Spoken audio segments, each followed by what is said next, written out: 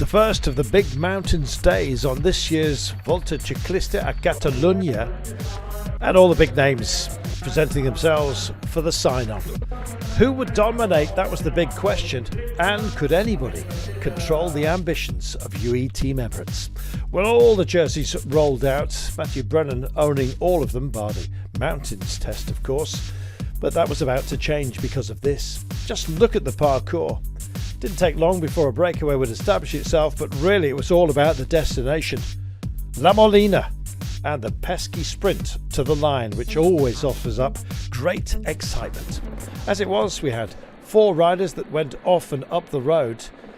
Amirai was one of them for Decathlon AG Tour La Mondiale, Jamali from Groupama, Molinar from Cairo Ral, Wenzel from Equipo Kern Pharma, and indeed they started to shred each other in terms of their effort, although they were building up a nice gap. Around about 5-minute mark at its most impressive, Wenzel taking the first of our categorised climbs, and indeed bagsying another along the way. But a special climb was looming, and special climbers of course this race is full of, including Primož Roglič. Would he be battling against Ayuso?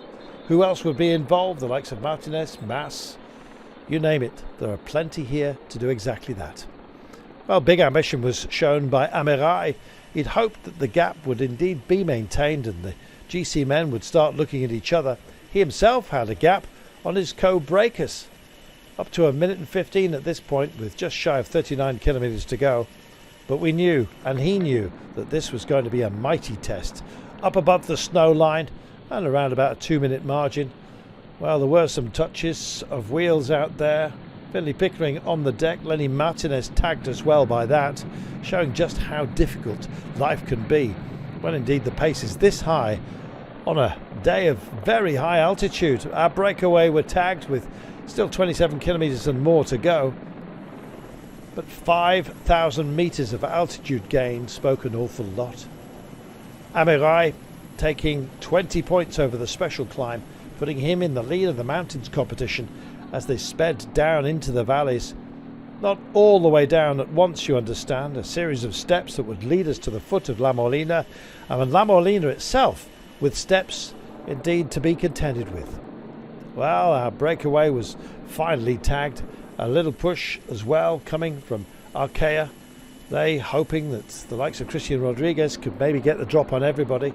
Others were joining the fray as well. George Bennett decided to roll the dice, but all he did was invigorate others around him, including Fortunato.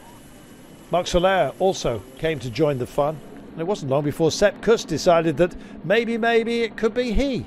And why not? A lot of belief washing over Visma Lease bike, courtesy of the fact that Matthew Brennan had been leading the race for the opening 2 days. Well, the downhill run into that little dip that would kick up to the line. What sort of advantage would you need? Well, it seemed that 15 seconds was never going to be enough, and by the time they rounded the final couple of curves, the pack were onto them. So who would light up? Well, Marc Soler dropped back from that little push at the end.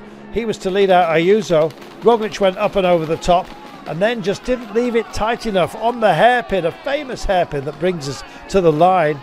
And up the inside came Ayuso. Roglič realised suddenly that he had to sprint, and then it was between the pair of them to the line.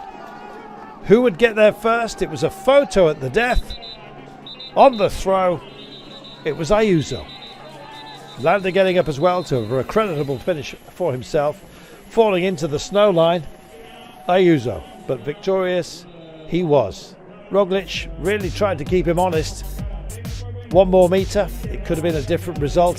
So close, and it bodes very well for stage 4 in this great race. Super racing yet again here in Catalunya.